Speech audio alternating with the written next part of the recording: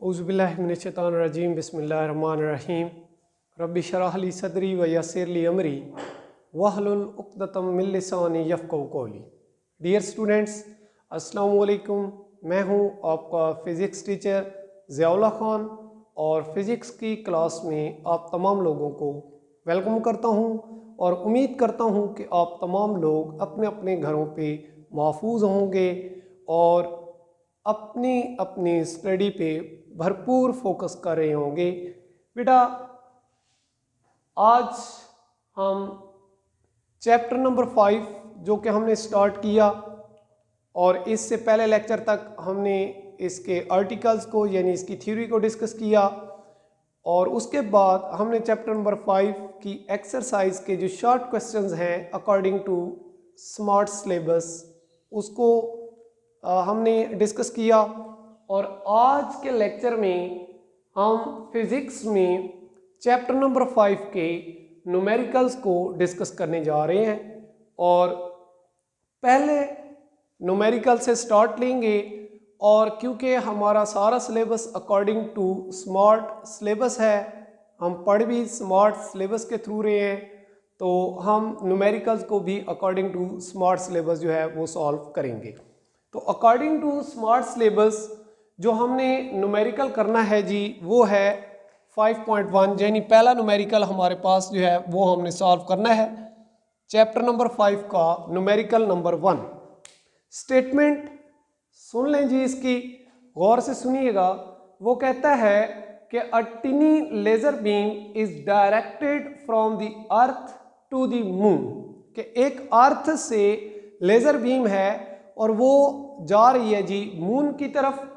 If the beam is to have a diameter of 2.50 metre at the moon, और जब वो beam moon की surface पे पहुंचती है तो वहां पे अगर वो कहता है उसका डायमीटर क्या है 2.50 मीटर है, तो क्या करना है जी, how small must divergence angle be for the beam. हाँ जी, तो डाइवर्जेंस एंगल जो है वो बीम के लिए कितना होगा।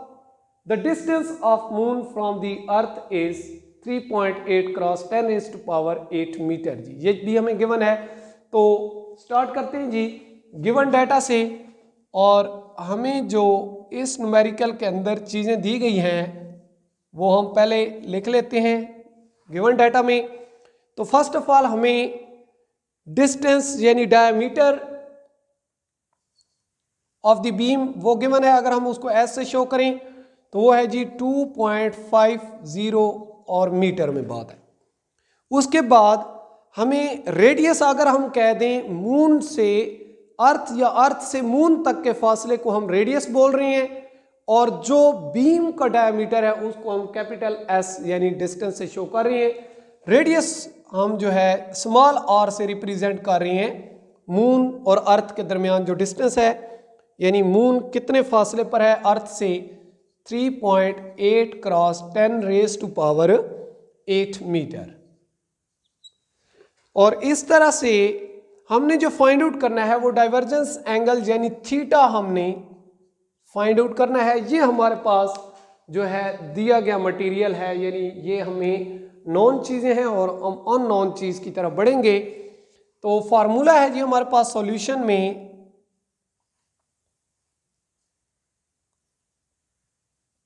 जो हम एंगुलर डिस्प्लेसमेंट के दौरान जब उसको डिस्कस कर रहे थे तो वहाँ पे उसका एक यूनिट रेडियन आता था, और उस रेडियन को जब हमने एक्सप्लेन किया था तो वहाँ से हमारे पास एक फार्मूला आया था, शायद आपको याद हो, कि वो होता था S is equal to R theta, या आप इसको ऐसे भी बोलते थे कि theta equal to S over are.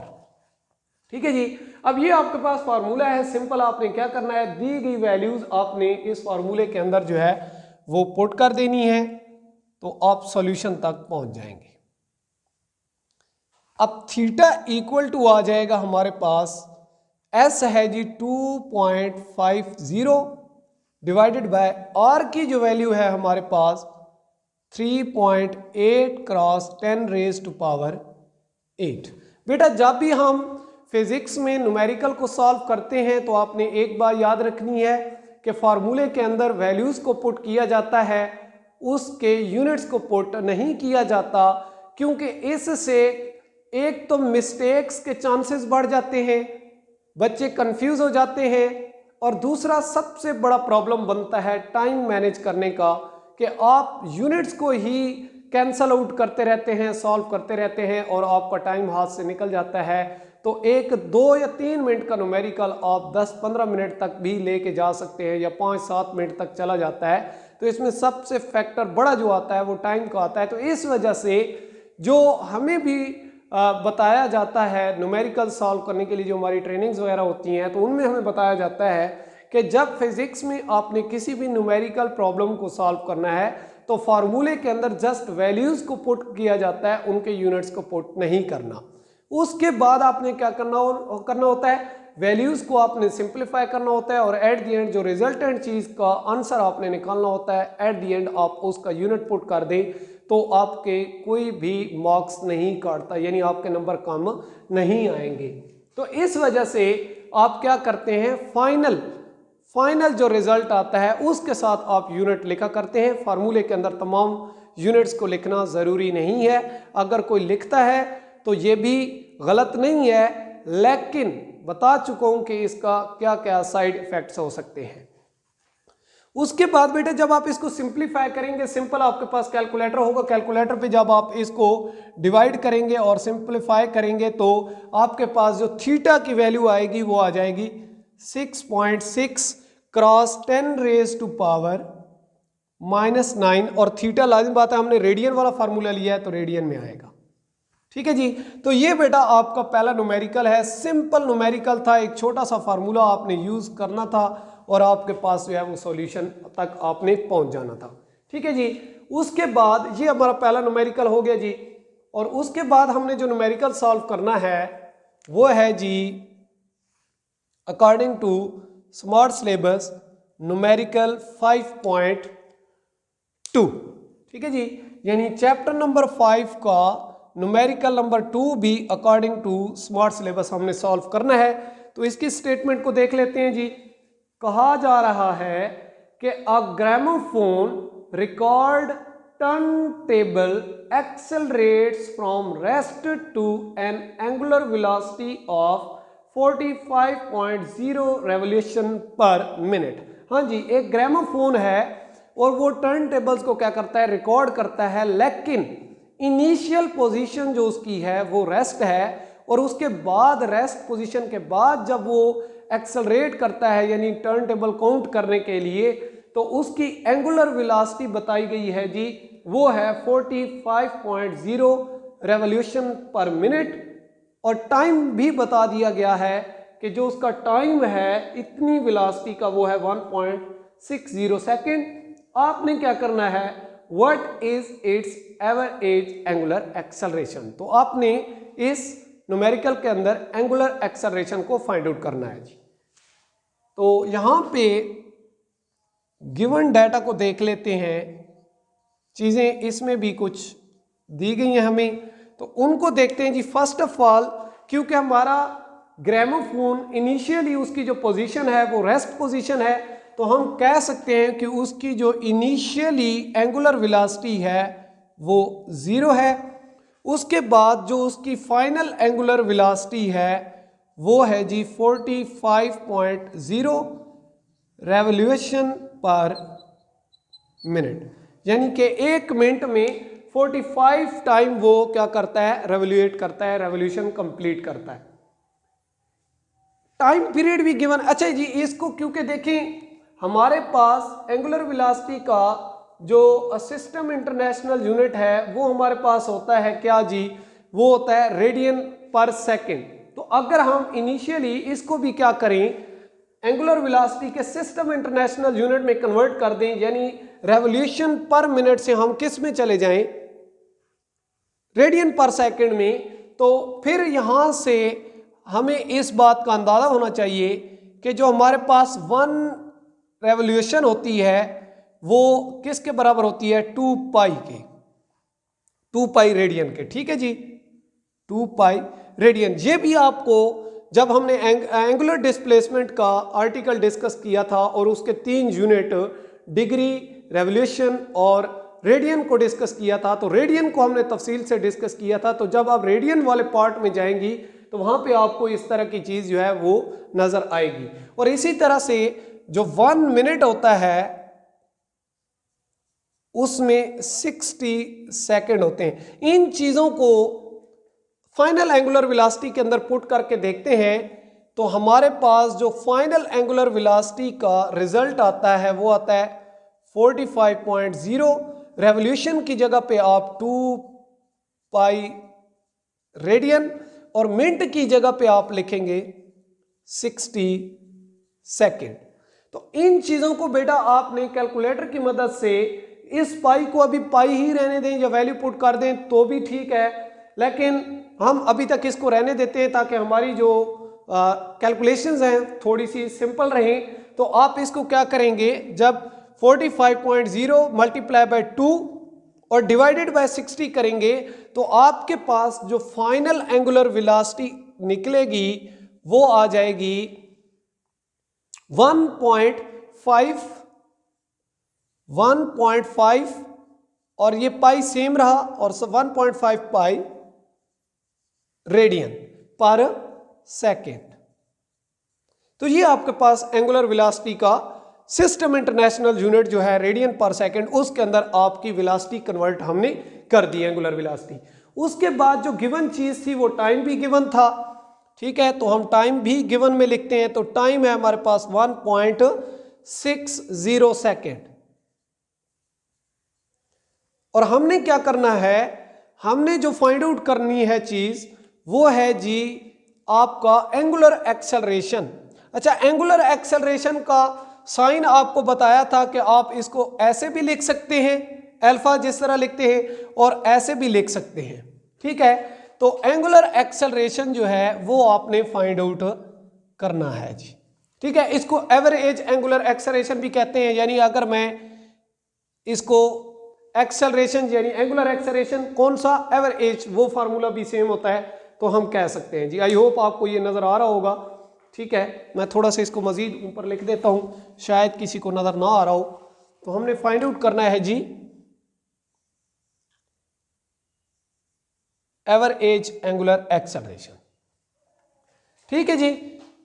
तो इस तरह से अब इसमें भी सिंपल बात है, आप लोगों को अंदाजा होगा सॉल्यूशन में जो फार्मूला हम यूज करने वाले हैं उसको लिख लेते हैं पहले जी। और वो फार्मूला कौन सा है भला?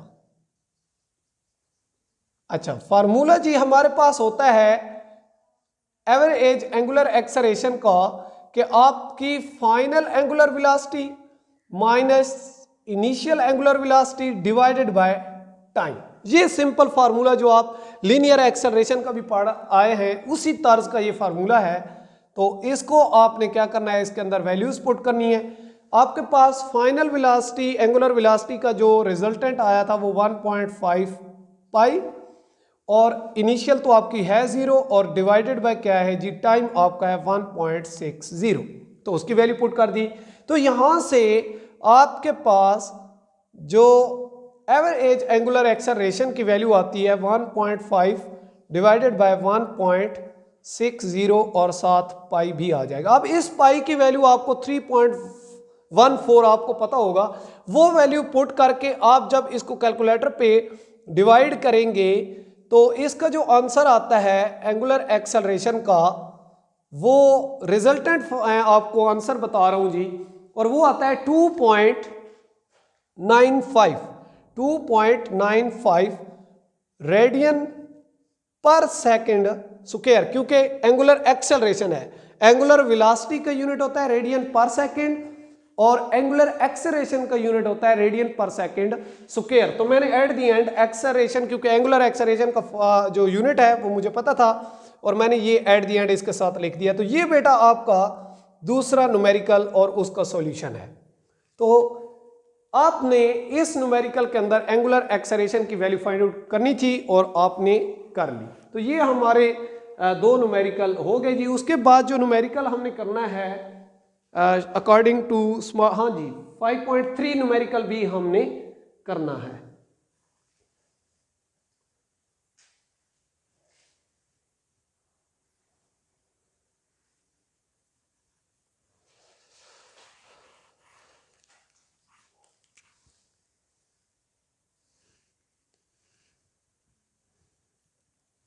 कोशिश करता हूं कि इधर ही मैनेज कर लूं।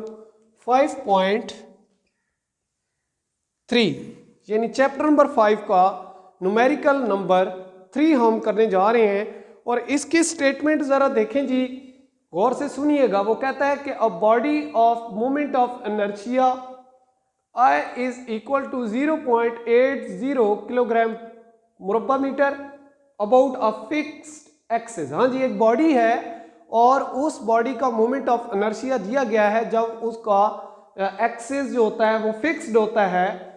आपने पढ़ा था आर्टिकल में कि जब किसी भी बॉडी का जो पिवट पॉइंट होता है या एक्सिस ऑफ रोटेशन का दूसरा सिरा जो जिसको हम फिक्स्ड करते थे, जब वो फिक्स्ड नहीं होता तो उस वक्त आपका जो मोमेंट ऑफ इनर्शिया है वो पॉइंट टू पॉइंट वेरी करता रहता है, यानी वो तब्दील होता रहता है, उसकी कोई कांस्टेंट वैल्यू आपको हासिल नहीं होती। ठीक है जी। रिजिड बॉडी के केस के लिए भी मैंने आपको ये एक्सप्लेन किया था। खैर ये बातें आप लोगों ने ऑलरेडी डिस्कस की हुई हैं। उसके बाद वो कहता है कि रोटेट्स, वो बॉडी क्या करती है, रोटेट्स करती है with a constant angular velocity. हाँ जी, और वो बॉडी क्या कर रही है, अब एक एक्सिस के गिर्द रोटेट करती है और उसकी रोटेशन की जो कांस्टेंट एंगुलर वेलोसिटी रिमेन्स को, हाँ जी, जो एंगुलर वेलोसिटी है वो कांस्टेंट रहती है ऑफ 100 रेडियन पर सेकंड, और वो दी गई है जी आपको। तो करना क्या है, calculate its angular momentum L and the torque to sustain this motion. हाँ जी, और इस मोशन को सस्टेन करने के लिए टॉर्क की वैल्यू भी आपने क्या करनी है, मेजर करनी है। तो बढ़ते हैं जी गिवन डाटा की तरफ।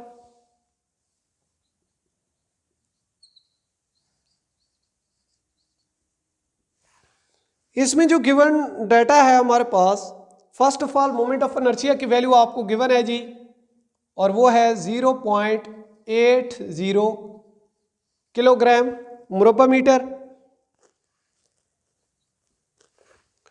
और उसके बाद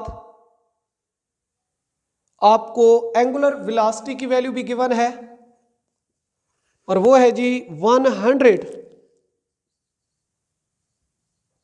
रेडियन पर सेकंड। अब रेडियन पर सेकंड क्योंकि इसका ऐसा यूनिट है, ऑलरेडी ये ऐसा यूनिट में मौजूद है, तो हम इसलिए इसको कन्वर्ट नहीं करेंगे। और उसके बाद आपने क्या करना है, एंगुलर मोमेंटम की वैल्यू फाइंड आउट करनी है, और साथ ही आपने टॉर्क की वैल्यू भी फाइंड आउट करनी है। तो ये दो चीजें आप लोगों ने क्या करनी है, फाइंड आउट करनी है इस न्यूमेरिकल के अंदर। सॉल्यूशन जो है उसकी तरफ बढ़ते हैं। अच्छा जी, अब सिंपली आपको पता होगा कि यहां पे फार्मूला हम कौन सा यूज करेंगे। अच्छा, एंगुलर जो हमारे पास मोमेंटम होता है उसको हम स्टडी करके आए हैं जी, कि जब आप क्या करते हैं, आप मोमेंट ऑफ इनर्शिया को एंगुलर वेलोसिटी के साथ मल्टीप्लाई करते हैं तो जवाब किस में आता है, या वो क्या बन जाता है, एंगुलर मोमेंटम बन जाता है। तो सिंपली आपने इस फार्मूले के अंदर क्या करना है, वैल्यूज को पुट करना है। एक चीज 0.80 और उसके बाद मल्टीप्लाई हो रही है जी एंगुलर वेलोसिटी जो आपकी 100 है उसके साथ। तो इनको जब कैलकुलेटर पे आप मल्टीप्लाई करेंगे तो जो आंसर आएगा वो आ जाएगा आपके पास 80 जूल सेकेंड, 80 जूल सेकेंड। हाँ जी, एक काम की बात जो आपको बतानी चाहिए यहाँ पे कि आपने एंगुलर मोमेंटम की वैल्यू निकाल ली, यानी कि ये आंसर आपके पास, पहला एक चीज आपने मालूम कर ली एंगुलर मोमेंटम ये। लेकिन गौर से देखें, एंगुलर मोमेंटम का जो यूनिट है वो जूल की फॉर्म में आया है, यानी जूल सेकेंड। तो आपको यहाँ पे ये बताना जरूरी है क्योंकि ये नया यूनिट है आपके लिए कि ये कैसे आता है। तो गौर कीजिएगा जी, आपको पता है बेटा कि जो हमारे पास एंगुलर मोमेंटम होता है वो हमारे पास mv/r के बराबर भी होता है। और अगर हम यहां पे इसकी यूनिट की बात करें तो मास का यूनिट होता है किलोग्राम, वेलोसिटी का यूनिट होता है मीटर पर सेकंड, और रेडियस का यूनिट होता है मीटर। तो यहां से इसका जो यूनिट आता है वो आता है किलोग्राम मीटर स्क्वायर पर सेकंड, यानी ये भी हमारे पास एंगुलर मोमेंटम का यूनिट है। अब बात याद रखिएगा, हमने किलोग्राम मीटर स्क्वायर पर सेकंड, इसका तो एंगुलर मोमेंटम का यूनिट हमें पता है, और आप मैंने भी बता दिया, लेकिन यहां पे उसने एंगुलर मोमेंटम का जो यूनिट है इन टर्म ऑफ जूल वो लिखा हुआ है। तो ये बताना है कि आप एंगुलर मोमेंटम का unit in term of joule कैसे मालूम कर सकते हैं या ये कैसे आता है। अब बेटा देखें, यहां तक आपको पता है, ये सिंपल बात है। आप लोगों ने पढ़ा हुआ है वर्क, कि वर्क क्या होता है कि अप्लाइड फोर्स को उसके कवर डिस्टेंस के साथ मल्टीप्लाई करें तो क्या हासिल होता है, वर्क हासिल होता है।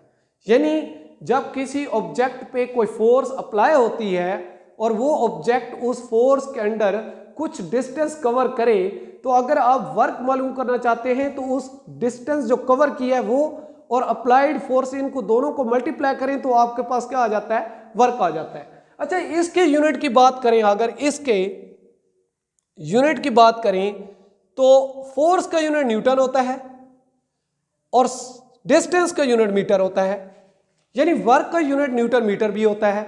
ये बात भी वाज़ेह हो गई। अच्छा, अब मजीद यहां पे न्यूटन जो है वो भी आपको पता होगा कि जो 1 न्यूटन होता है वो किसके बराबर होता है,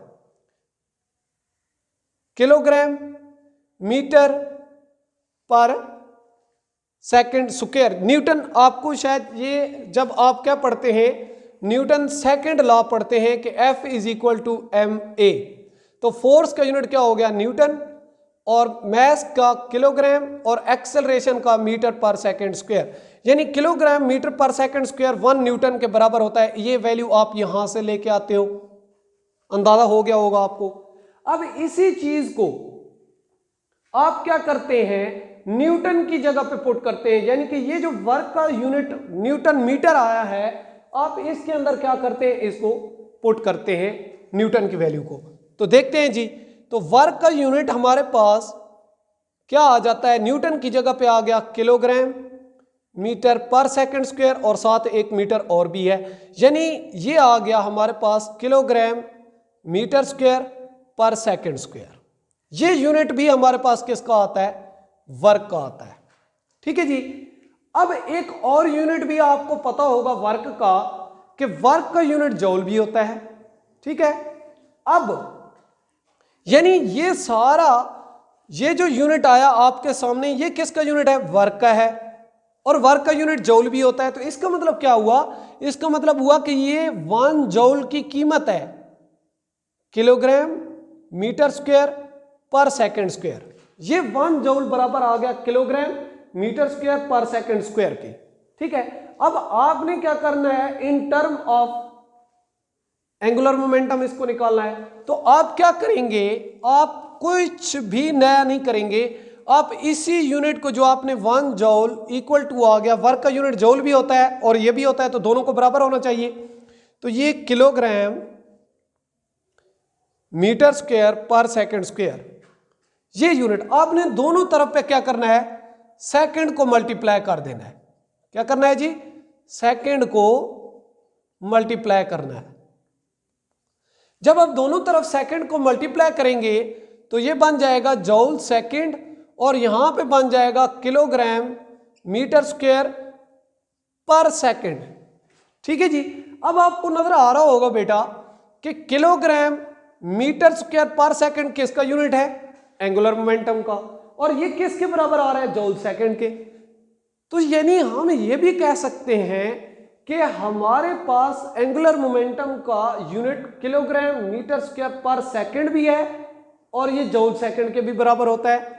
तो इसलिए हम कह सकते हैं कि एंगुलर मोमेंटम का यूनिट जूल सेकंड भी हो सकता है। मैंने प्रूव करके दिया है, इक्वल करके दिया है, आपको नजर भी आ रहा होगा, फिर भी मैं ये हाईलाइट कर रहा हूं इसको बॉक्स के अंदर, ये चीज। तो यहां से यानी इस रूल के हवाले से या ये चीजें माइंड में रखते हुए उसने एंगुलर मोमेंटम का यूनिट क्या लिख दिया, जूल सेकंड लिख दिया। तो आपको समझ आ गई होगी इस चीज की। अच्छा, उसके बाद ये तो खैर हमारे यूनिट के हवाले से बात थी।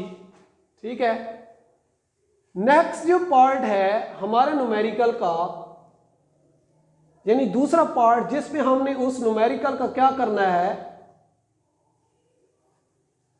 टॉर्क मालूम करना है। ठीक है जी। अच्छा, यहां पे फिर एक छोटी सी चीज आपको बताता चलूं बेटा, थोड़ा सा फोकस करें।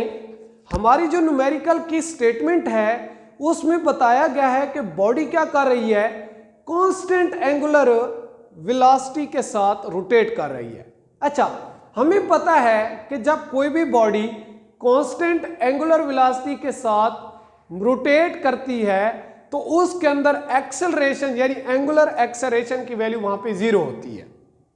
यानी लाजिम बात है ना, एंगुलर एक्सेलरेशन क्या होता है, बेसिकली जब आपकी एंगुलर वेलोसिटी के अंदर चेंज आए, यानी कि जब तक एंगुलर वेलोसिटी के अंदर चेंज प्रोड्यूस नहीं होगी तो एक्सेलरेशन प्रोड्यूस नहीं होगा, ठीक है।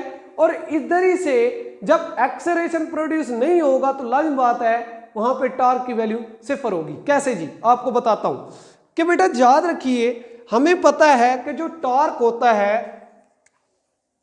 और फार्मूला यूज कर रहा हूं, दूसरा फार्मूला इस न्यूमेरिकल का, कि जो टॉर्क होता है वो हमारे पास, अगर हम मोमेंट ऑफ इनर्शिया को एंगुलर एक्सेलरेशन के साथ मल्टीप्लाई करें, ये हमारे पास टॉर्क का फार्मूला है।